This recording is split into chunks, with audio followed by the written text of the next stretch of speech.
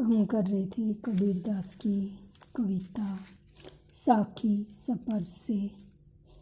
पहला पद कर चुके थे, आज है इसका दूसरा पद।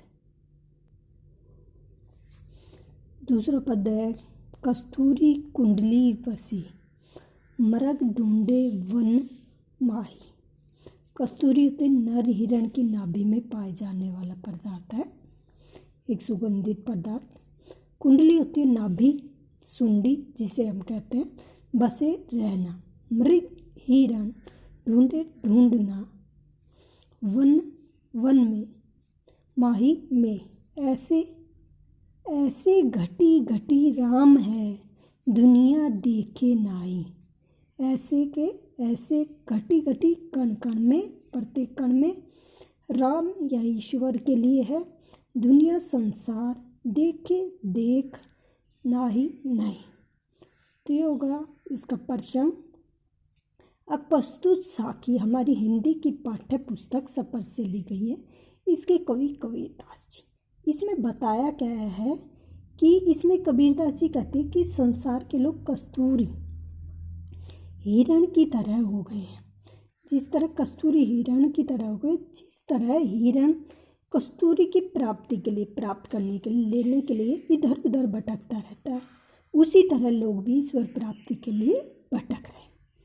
तब इसमें कबीरदास जी कह रहे हैं, अब जिस प्रकार एक नर हिरण अपनी कस्तूरी सुगंधित पदार्थ को जंगल में या उस खुशबू को, महक को जंगल में ढूंढता फिरता है, जबकि वह सुगंधित पदार्थ उसके वन में ढूंढता फिरता है, जबकि वह उसी के नाभि में वसी है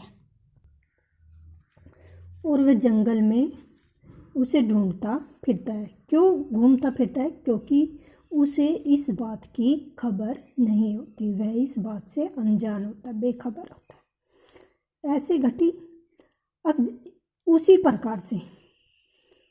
प्रकार से संसार क्या करता है, ईश्वर को, जबकि ईश्वर कण कण में विद्वान है, वह ईश्वर को मंदिरों में, तीर्थों में, देवालयों में, इनमें ढूंढता फिरता है।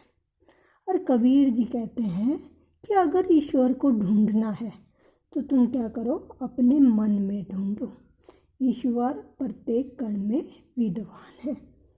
तो ये था दूसरा पद, प्रसंग सरलाप।